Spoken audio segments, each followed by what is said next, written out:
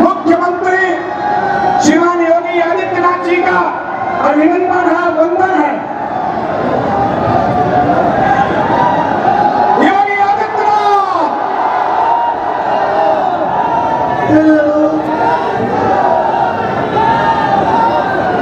योगी आदित्यनाथ, योगी आदित्यनाथ, योगी आदित्यनाथ।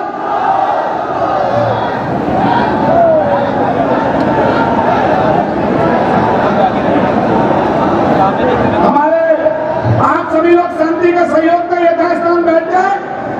पूज्य महाराज जी मंच पर आ गए हैं और बस 2 मिनट में आप सबका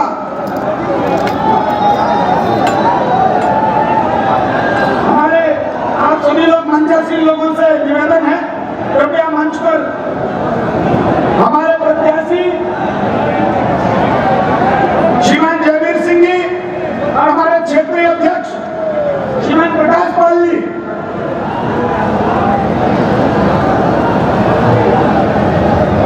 हमारे प्रत्याशी उत्तर प्रदेश के पर्यटन एवं संस्कृति मंत्री श्रीमान जयवीर सिंह जी और हमारे कानपुर बुंदेलखंड के क्षेत्रीय अध्यक्ष श्रीमान प्रकाश पाल जी। माननीय प्रत्याशी महोदय और क्षेत्रीय अध्यक्ष जी से निवेदन है, कृपया महाराज जी का स्वागत करने की कृपा करें।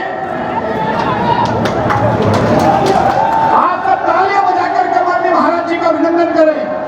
योगी आदित्यनाथ, योगी आदित्यनाथ, योगी आदित्यनाथ, योगी आदित्यनाथ, योगी जी को जय श्री राम, योगी जी को जय श्री राम।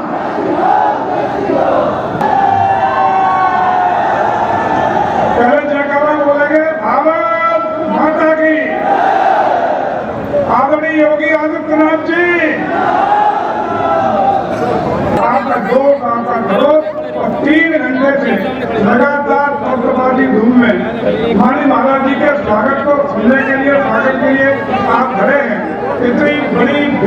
चेहरा कि जितने लोग अंदर हैं उतने ही लोग प्रांगण के बाहर रह गए हैं।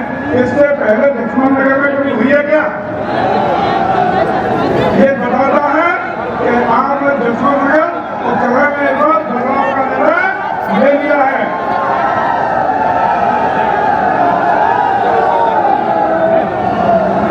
अच्छा, ईमानदारी से एक बात और आपसे पूछ रहा हूँ, यहाँ लक्ष्मण नगर वाला शहर में एक गाड़ी चलती थी, क्या लाख होती थी? 6 लाख में, और 3 गाड़ी का कामना होता था तो 15 लाख में होती थी कि नहीं होती थी? अब कहीं दिखाई पड़ रही है? कहाँ चली गई लाख में? जंग था ये जंग, किसका उत्पादन? भारत जी आदरणीय योगी आदित्यनाथ जी का। और किसी माई के लाभ की हैसियत नहीं कि किसी कमजोर को, किसी असहाय को, किसी भी समाज के व्यक्ति को गुंडाई करके उसकी जमीन पर कब्जा कर ले। किसी माई के लाभ की हैसियत नहीं कि आपके साथ सम्मान को टेस्ट करे। आप सुशासन और राम राज्य है कि नहीं? बड़ा कहते हैं मैनपुरी घर है इनका घर, तो खातू को दसवाने का लोग बताते हैं, घर बताते हैं कल्याण को। एक घर का 2022 में भी चला मैनपुरी सदर, जिसको भी घर बताते थे। इनका शराबी किस्म का विधायक हुआ करता था तो लंबे समय से कब्जा किया था। वो घर खड़ा आप सब लोगों की कृपा से ऐसा घर खड़ा कि जो शराबी विधायक था उसकी उसी के समाज के लोगों ने गुंडे ने विरोध पुलिस में जाकर की तो चुनाव भी हराया और पूरे भारत में मार मार के उसका चेहरा भी बिगाड़ने का काम आप सब लोगों ने किया था। एक गढ़ रहा है, एक गढ़ रहेगा, एक गढ़ आपने लगाया है, ये गढ़ भी रहेगा। एक बात बता दो, एक बात और कहते हैं, बार बार कहते हैं कि डिम्पल यादव जी 3 लाख वोट से चुनाव में आके सांसद बनी थी। अरे डिम्पल जी, न तो आप अखिलेश जी के कर्मों से बढ़ गई थी, न आप अपने मेहनत से बढ़ गई थी। डिम्पल जी उस समय आदरणीय मुलायम सिंह यादव जी का निधन हुआ था, अंत्येष्टि की रात ठंडी नहीं हो पाई थी, तब तक लोकसभा का चुनाव हो गया था। सभी दलों के नेताओं ने, हम सब लोगों ने जाकर के आदरणीय मुलायम सिंह यादव जी को श्रद्धांजलि देने का काम किया था। तो उसी सहानुभूति की नाव पर बैठ के आपकी बेहतरी पार हुई थी। आज परिस्थितियां बदली हुई हैं, आप 1.5 साल से सांसद हैं, आपको जनता को साथ देना पड़ेगा कि आपने केंद्र सरकार की कितनी योजनाओं को ला करके यहाँ दिया, प्रदेश सरकार की कितनी योजनाओं का लाभ आपने जनता के बीच में दिया, कोई लाभ मिला? एक बता दो, कहीं प्रदेश सांसद जी कुछ मिला? चलिए इसको माफ कर देना, कोई बात नहीं, इसको माफ कर देना। अरे 3 साल के लिए मुख्यमंत्री है और आदरणीय मोदी जी के नेतृत्व में 5 साल की सरकार फिर बनने जा रही है। आप काय के लिए चलिए इसका भी माफ कर दो। सांसद निधि का एक अर्जी बता दो, किसी के क्षेत्र में सांसद निधि का पैसा तरीका था, सरकार नहीं थी तो सांसद निधि का कितना पैसा इस गांव में आदरणीय सांसद जी आपने देने का काम किया।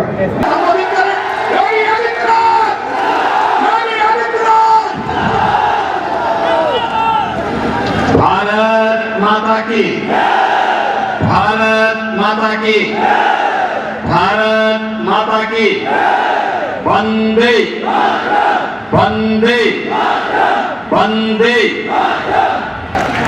बहनों और भाइयों, देश के अंदर लोकसभा का चुनाव चल रहा है और लोकसभा का चुनाव पहले चरण का संपन्न हो चुका है। कल द्वितीय चरण का मतदान होना है। पहले चरण के 21 राज्यों के 102 लोकसभा सीटों पर जो चुनाव के रुझान हैं, वे रुझान बताते हैं कि पूरे देश के अंदर एक ही आवाज गूंज रही है और वो आवाज है कि फिर एक बार, फिर एक बार, फिर एक बार मोदी सरकार का। बहनों और भाइयों, जो पूरे देश के अंदर की आवाज है, ये आवाज वो आवाज है जो 10 वर्ष के अंदर मोदी जी के नेतृत्व में एक बदलते हुए भारत को हमने देखा है। बहनों और भाइयों, एक ऐसा भारत जिस भारत का दुनिया के अंदर सम्मान है, जिस भारत के अंदर सबको सुरक्षा है, सीमाएं सुरक्षित हैं, आतंकवाद और नक्सलवाद को उसकी सही जगह पहुंचाने का काम किया गया है। विकास के बड़े बड़े कार्य हो रहे हैं, गरीब कल्याणकारी योजनाओं का लाभ बिना भेदभाव के समाज के प्रत्येक तबके को प्राप्त हो रहा है। बहनों और भाइयों, गरीबों के नाम पर आने वाले, जाति के नाम पर शासन करने वाले लोगों ने कभी भी गरीब को उसका हक देने का काम नहीं किया। मोदी जी ने 10 वर्ष के अंदर जो प्रयास किए, इन 10 वर्षों के प्रयासों का परिणाम है कि 25 करोड़ लोग गरीबी रेखा से उभरे हैं, 80 करोड़ लोग फ्री में राशन की सुविधा का लाभ प्राप्त कर रहे हैं, 60 करोड़ लोगों को आयुष्मान भारत में 5 लाख रुपए की स्वास्थ्य बीमा का कवर मिल रहा है और 50 लाख लोग, 50 करोड़ लोग देश के अंदर ऐसे हैं जिन गरीबों के जनधन अकाउंट खोल करके उन्हें शासन की योजना सीधे उनके खाते में पहुंच रही है। बहनों और भाइयों, 12 करोड़ किसानों को प्रधानमंत्री किसान सम्मान निधि का लाभ, 12 करोड़ गरीब घरों में शौचालय का निर्माण, 10 करोड़ लोगों में रसोई गैस का सिलेंडर वितरित होना, 10 करोड़ लोगों, 10 करोड़ महिला स्वयंसेवी समूह के माध्यम से महिलाओं को आर्थिक स्वावलंबन की ओर अग्रसर करना, 4 करोड़ गरीबों के मकान बन जाना और 2.5 करोड़ घरों तक बिजली पहुंचाने का काम मोदी जी के नेतृत्व में भारतीय जनता पार्टी की सरकार ने देश के अंदर हर गांव, हर गरीब, हर किसान, हर नौजवान और हर महिला के जीवन में खुशहाली लाने के लिए किया। बहनों और भाइयों, एक तरफ विकास और विकसित भारत की संकल्पना के साथ मोदी जी इस 2024 के लोकसभा चुनाव में आपके सामने हैं और दूसरी ओर सपा, कांग्रेस का इंडी गठबंधन और बहुजन समाजवादी पार्टी अपने अपने कुनबे के साथ फिर से इस चुनाव में आ गई है। चुनाव के पहले लोग दिखाई नहीं देते, चुनाव के दौरान आकर के तमाम प्रकार के राग रखते हुए दिखाई देते हैं। मैं पूछना चाहता हूं बहनों और भाइयों, आप लोगों से मैं पूछना चाहता हूं आपसे, एक बार समाजवादी पार्टी से पूछिए कि समाजवादी पार्टी एक तो बात कहे कि जब अयोध्या में प्रभु श्री राम लला की 500 वर्षों के बाद प्राण प्रतिष्ठा की बात आई तो कांग्रेस और समाजवादी पार्टी के लोगों ने कार्यक्रम का बहिष्कार क्यों किया? क्या अयोध्या में रामलला का भव्य मंदिर नहीं बनना चाहिए था? क्या आप राम मंदिर के पक्ष में हैं या विरोध में? आप पक्ष में है ना? राम मंदिर बनना चाहिए ना? समाजवादी पार्टी ने, कांग्रेस ने विरोध किया। बहनों और भाइयों, मुझे एक बात बताओ, क्या सपा को कांग्रेस के साथ गठबंधन करना चाहिए था क्या? अच्छा, जो कांग्रेस कहती है कि राम और कृष्ण हुए ही नहीं, यानी राम के अस्तित्व को भी झुठलाते हैं, भगवान कृष्ण के अस्तित्व को भी झुठलाते हैं और फिर भी समाजवादी पार्टी जबरदस्ती कांग्रेस के गले में हार बनना चाहती है। ये तो है इनके हाल। और ये किसके लिए? आपने कल कांग्रेस के एक महत्वपूर्ण नेता के सलाहकार के वक्तव्य को आपने पढ़ा होगा। उन्होंने क्या वक्तव्य दिया? उन्होंने वक्तव्य दिया, उनका वक्तव्य है कि देश के अंदर कांग्रेस नेतृत्व की सरकार आएगी तो विरासत टैक्स लगाएगी। बहनों और भाइयों, ये विरासत टैक्स क्या है मालूम है आपको? ये विरासत टैक्स है कि आपके बाप दादों ने जो संपत्ति अर्जित की है, इस संपत्ति के बाद आधी संपत्ति कांग्रेस और समाज के लोग हड़प लेंगे। आपको संपत्ति से वंचित करने का एक उचित प्रयास। दूसरा इनके द्वारा कहा जा रहा है, कल कांग्रेस के लोगों ने कर्नाटक के अंदर क्या किया? कर्नाटक में कांग्रेस की सरकार है, उन्होंने कहा ओबीसी के आरक्षण में उन्होंने 32% आरक्षण बहनों और भाइयों मुस्लिम लोगों को दे दिया। यानी कांग्रेस ओबीसी के पिछड़ी जाति के लोगों के आरक्षण को डकैती डालने का काम कर रही है, उसको बांटने का काम कर रही है। और ऐसा नहीं कि पहली बार हो रहा है। याद करिए, जब कांग्रेस नेतृत्व की यूपीए सरकार थी और सपा और बसपा दोनों कांग्रेस नेतृत्व की यूपीए सरकार का समर्थन कर रही थी, उस समय क्या आलम था? उस समय उन्होंने एक जस्टिस रंगनाथ मिश्रा कमेटी गठित की थी।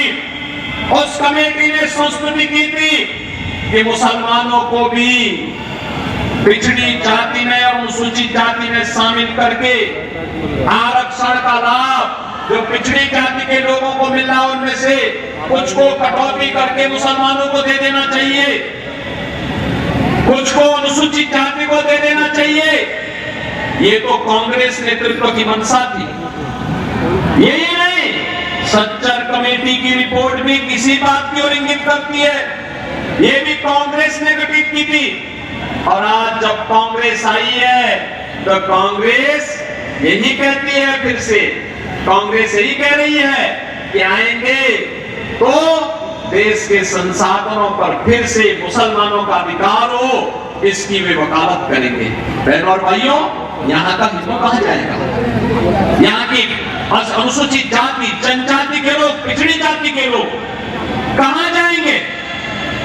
बाबा साहब भीमराव अम्बेडकर के संविधान को ये लोग अपमानित करना चाहते हैं। ये कांग्रेस और समाजवादी पार्टी के लोग देश की कीमत पर राजनीति करना चाहते हैं। और इसीलिए आपसे मैं कहने के लिए आया हूं, ये चुनाव केवल सामान्य चुनाव नहीं है बहनों और भाइयों, देश के भाग्य को बनाने वाला चुनाव है।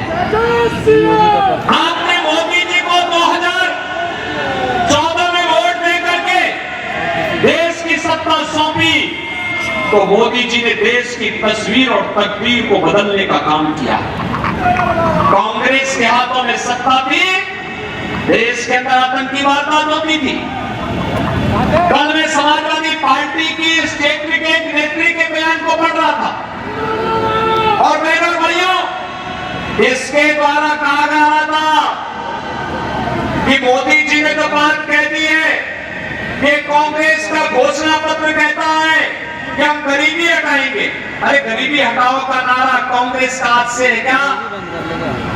आज से 54 साल पहले श्रीमती इंदिरा गांधी जी ने 1970 में नारा दिया था गरीबी हटाओ का, और 54 वर्ष के बाद उनका पोता भी वही रूप टोता कर रहा है कि हम गरीबी हटाएंगे। अरे 65 वर्षों तक शासन किए थे, तब तो कुछ कर नहीं पाए थे, और आज गरीबी हटाओ की बात याद आ रही है। जब कांग्रेस की सत्ता थी तो गरीब भूखों मरता था, किसान आत्महत्या करता था, बेटी और व्यापारी सुरक्षित थी, और नौजवान पलायन करता था। आज कहते हैं गरीबी हटाएंगे, और गरीबी कैसे हटाएंगे?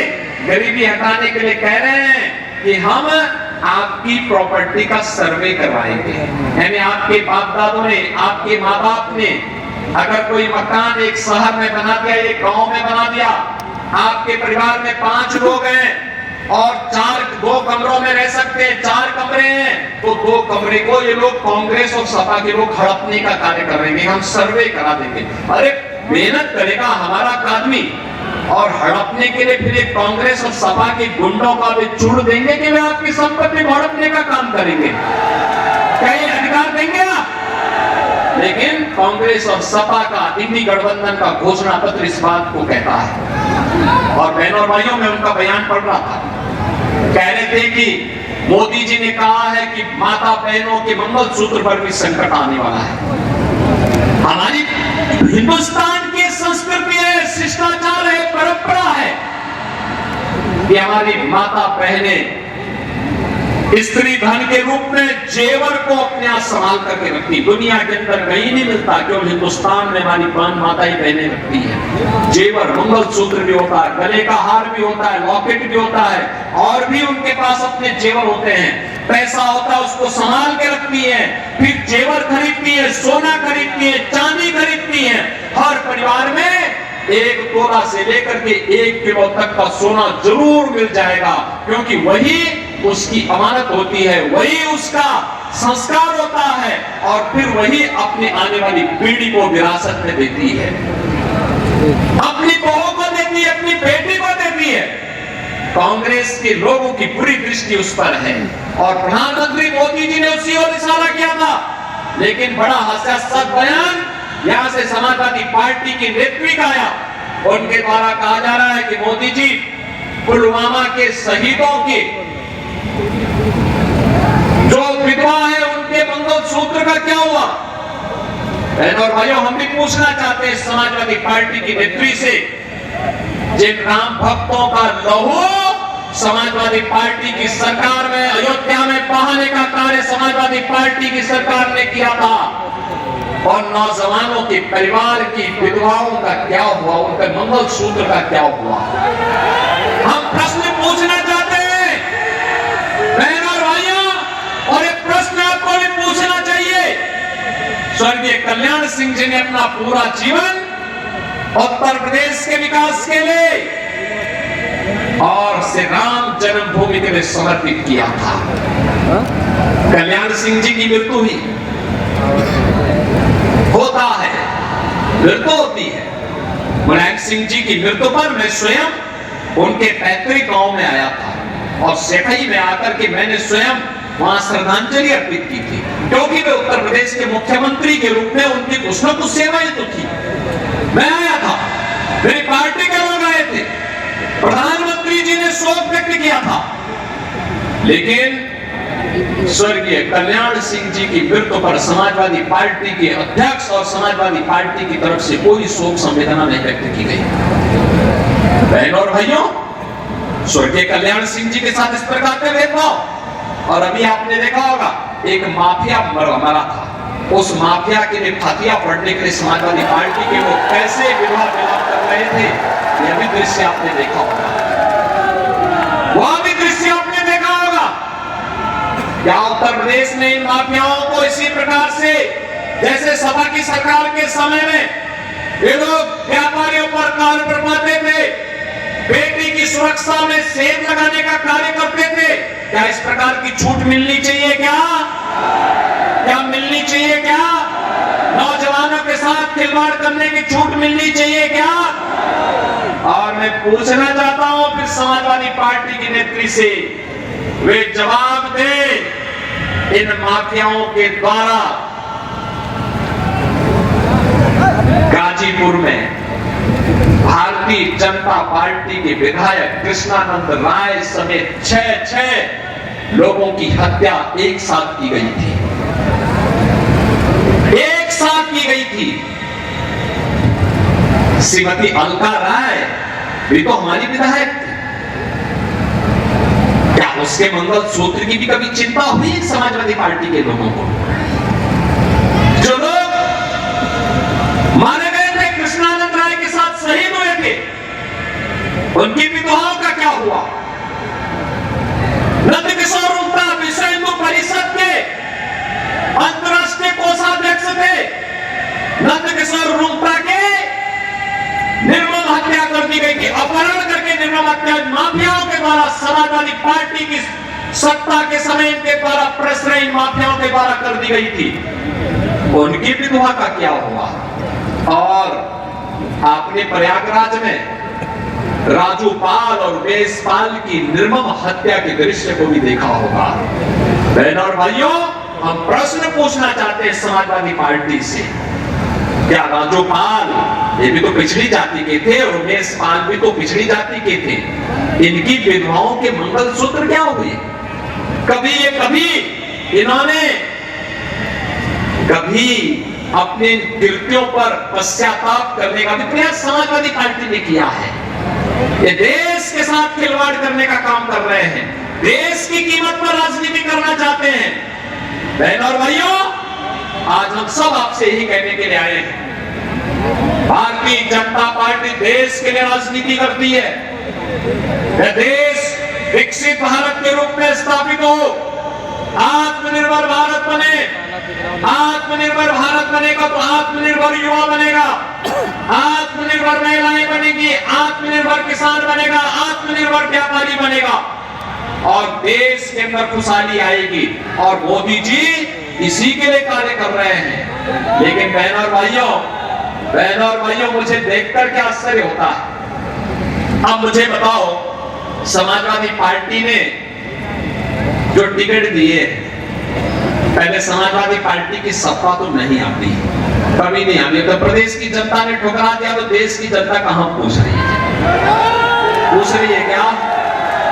पूरे देश के अंदर, पूरे प्रदेश के अंदर समाजवादी पार्टी, पूरे देश के अंदर समाजवादी पार्टी कुल 63 से 64 या 65 सीटों पर चुनाव लड़ रही होगी, इससे ज्यादा सीटों पे चुनाव नहीं लड़ी। और सरकार बनाने के लिए, केंद्र में सरकार बनाने के लिए बहुमत चाहिए 273 सीट का। बताओ, 273 सीट का बहुमत चाहिए और चुनाव लड़िए केवल 63 से 65 सीट का, और कह रहे हैं हम सरकार बनाएंगे। क्या सरकार बनाएंगे? कैसे में हैं? क्या सरकार बनाएंगे? क्या कांग्रेस क्या सरकार बनाएगी? कांग्रेस स्वयं इतनी सीटों पे चुनाव नहीं लड़ रही है। क्या कांग्रेस सरकार बनाएगी? क्या कांग्रेस के नाम पे कोई आपके यहाँ वोट देता है क्या? बहनों और भाइयों, इन लोगों ने प्रदेश को तबाह किया था माफियाओं के हाथों। और मुझे तरस तो इस बेचारे शिवपाल पे आती है। वो तो केवल जैसे सत्यनारायण की कथा में जजमान एक होता और कथा सुनता है और बाद में अन्य लोगों को चूर्ण वितरण कर दिया जाता है, तो ये केवल चूर्ण खाने वाले व्यक्ति रह गए। कभी नेताजी मुलायम सिंह जी के मुख्य सिपा सालार हुआ करते थे, पूरे प्रदेश में तूती बोलती थी, और आज क्या हालत है।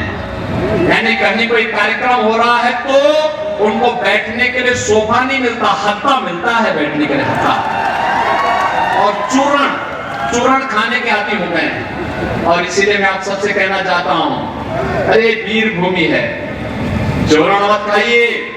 भारतीय जनता पार्टी के द्वारा सत्ता में सहभागी बनकर के विकसित भारत और आत्मनिर्भर भारत की संकल्पना को साकार करने के लिए कार्य करिए। इसीलिए मैं आपसे कहने के लिए आया हूं, बहनों और भाइयों, ये जो माफिया और अपराधियों के लिए फांसियां पड़ने वाले लोग हैं, इनसे कहिए कि 5 साल और फांसियां के लिए आपको हम दे रहे हैं, जाओ खूब पढ़ो, देश को आगे बढ़ने दो। सहमत है ना? और यही कहने के लिए आज मैं आया हूं। देख रहे हैं ना, ये माफिया अपराधी जब पहले चलते थे, इनके काफिले निकलते थे, ताकि अपने लोगों का आना जाना बंद हो जाता था। और अब इनके गले में तख्ती लटकी है, कहते हैं हुजूर एक बार केवल जान बख्श दो, थैली लगा करके आजीविका चला लेगा। अब जमीन कब्जा नहीं कर पाएंगे लोग। पहले बोलते थे ना, जो प्लॉट खाली है वह प्लॉट, हाँ, उस पे कब्जा करते थे जबरदस्ती, सपा का बोर्ड लगा के कब्जा कर लेते थे। अब भी कब्जा कर पाएंगे क्या? अब कब्जा नहीं कर पाएंगे, क्योंकि मालूम है कि पीछे से बुलडोजर की दृष्टि भी पड़ रही है, पड़ती है वो बहुत ठोस, एकदम सटीक निशाना लगाता है। और जब चलता है ना तो ऐसे चलता है कि बड़े बड़े माफिया की पैंटें गीली हो जाती है। और बहनों भाइयों, मैं यही कहने के लिए आया हूं, ये हमारे लिए गौरव की बात है। 500 वर्षों के बाद अयोध्या में रामलला विराजमान हुए हैं, हुए हैं ना, हुए हैं, कोई संदेह है क्या? भाजपा जो कहती है सो करके दिखाती है। और आप देखना, काशी और अयोध्या तो हमारा संकल्प पूरा हुआ। अब हम लोग मथुरा की तरफ प्रस्थान कर रहे हैं। ब्रजभूमि के विकास के लिए हम आगे बढ़ चुके हैं और ब्रजभूमि के विकास के साथ जसवंत नगर करहल को जुड़ना होगा। सहमत हैं? मैनपुरी जुड़ेगी, घर घर जाएंगे, मोदी जी का संदेशा लेकर के जाएंगे। देश को आतंकवाद और नक्सलवाद से मुक्त करने के लिए जो कार्य मोदी जी ने किया है इसके प्रति, और अयोध्या में रामलला को विराजमान करने के लिए जो कार्य किया है इसके प्रति कृतज्ञता ज्ञापित करते हुए मोदी जी को पत्र लिख करके समर्थन की घोषणा करेंगे, करेंगे। बहनों और भाइयों, इसीलिए हम लोगों ने श्री जयवीर सिंह जी को यहाँ पर भारतीय जनता पार्टी और सहयोगी दलों के प्रत्याशी के रूप में उतार करके भेजा है। अब आप सोचो पहले यहाँ पे रामलला मैदान भी ठीक ढंग से नहीं था। आज देखो ना क्या भव्य बना है, क्या भव्य बन चुका है। देखो भाजपा आएगी तो रामलला मैदान बनाएगी, रामलला का मंडप बनाएगी। भाई हम लोग तो समाज के लिए करेंगे, और सपा आएगी तो वे अपना घर बनाएंगे। यही करेंगे ना, बनेंगे, करेंगे ना। आप मुझे बताओ कि यादवों में भी टिकट देने थे तो एक ही परिवार के सब है, एक परिवार से बाहर कोई उभर ही नहीं पा रहा है। राष्ट्रीय अध्यक्ष, महिला मोर्चा की प्रभारी, उनकी एक ही परिवार, पति पत्नी दोनों। ऐसे ही शिवपाल जी को भी चूरण दे दिया, बताने वाले श्योर शक है कि वहां पे हारना है सपा को, तो वहां कहा चलो शिवपाल हारने के लिए ही उन्होंने शिवपाल जी को वहां भेज दिया। तो 100% तय है कि वहां पे सपा का खाता खुलना ही नहीं। और इसके बाद फिरोजाबाद में उन्होंने भेजा, तो फिरोजाबाद में तो पिछली बार ही तय हो चुका है कि भाजपा के पक्ष में निर्णय ले चुके हैं। और 5वीं सीट है, बेचारा धर्मेंद्र यादव न चाहते हुए फिर आजमगढ़ चला गया। पिछली बार दिनेश लाल यादव निरुआ, भोजपुरी का बहुत अच्छा कलाकार है, और निरुआ ने पिछली बार ऐसा हराया उनको, ऐसा हराया कि दोबारा वे आजमगढ़ नहीं जा पाई डर के मारे। और फिर से आजमगढ़ की जनता यही फैसला करने जा रही है। लेकिन ये 5 के अलावा क्या कोई दूसरा यदुवंशी नहीं था क्या? एक परिवार के अलावा कोई है ही नहीं क्या? बहनों और भाइयों, ये परिवारवादियों को सबक सिखाने का समय है। ये जातिवादी राजनीति को प्रश्रय देकर के अपने परिवार को भरने वाले और देश की सुरक्षा के साथ सेल लगाने वाले, गरीब मरता था, भूखों मरता था, स्वास्थ्य के अभाव में मरता था, मंदिर लूटे जाते थे, व्यापारी ठगा जाता था, महिलाओं की इज्जत के साथ खिलवाड़ होता था, नौजवानों की नौकरी के साथ, उनकी आजीविका के साथ लोग खिलवाड़ करते थे। लेकिन आतंकवादियों को बिरयानी खिलाते थे, बिरयानी। समाजवादी पार्टी की सरकार के समय तो आतंकवादियों के मुकदमों को वापस तक करने का उन्होंने प्रयास किया था। और तब हाईकोर्ट ने टिप्पणी की थी। हाईकोर्ट ने कहा था, आज इन दुर्दांत आतंकवादियों का मुकदमा वापस ले रहे हो, कल इन्हें पद्म पुरस्कार दोगे, ये नहीं चलेगा, और खारिज कर दिया था। बहनों और भाइयों, आपने 7 वर्ष में यूपी में कहीं दंगा देखा है क्या? कहीं कर्फ्यू देखा है क्या? कहीं पर बेटी और बहन की सरेआम इज्जत के साथ खिलवाड़ करते हुए किसी बेशरम व्यक्ति को देखा है क्या? कोई कर पाएगा क्या आज के दिन पे? करेगा तो फिर पद भी भुगतेगा। केवल अयोध्या में रामलला कोई विराजमान नहीं करेंगे। जो व्यापारी और बेटी की सुरक्षा के साथ खिलवाड़ करेगा, राम नाम सत्य है की गारंटी भी हमसे ले लेगा। और इसीलिए आपसे कहने के लिए बहनों और भाइयों, आज हम लोग आए हैं कि श्री जयवीर सिंह जी के नेतृत्व में आज भारतीय जनता पार्टी ने उन्हें प्रत्याशी बनाया है। श्री रामनरेश अग्निहोत्री जी और यहाँ के हमारे सभी जनप्रतिनिधिगण, पदाधिकारीगण, ब्लॉक प्रमुखगण, ये सभी लोग लग करके आप सबसे अपील करने के लिए आए हैं। बहनों और भाइयों, मैं आपसे अपील करूंगा, घर घर जाइए, मोदी जी का प्रतिनिधि बनिए, मेरी अपील भी घर घर पहुंचाइए और स्वयं जयवीर सिंह बन करके भारतीय जनता पार्टी के पक्ष में मतदान करने के लिए आगे आप मतदान के लिए आगे बढ़िए।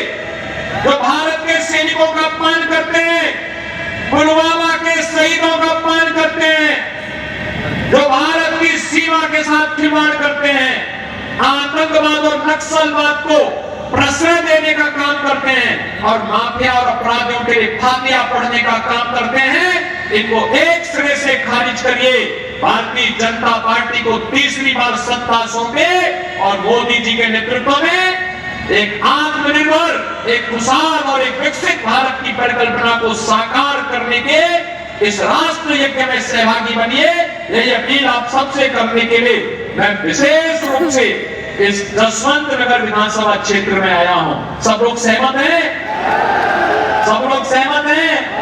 पीछे वालों से पूछ रहा हूं मैं, सब लोग बताइए पीछे तक मेरी आवाज जहां तक पहुंच रही है, घबराइए मत, वहां तक मेरी आवाज पहुंच रही, दोनों हाथ उठा करके मेरे साथ बोलेंगे, भारत माता की, भारत माता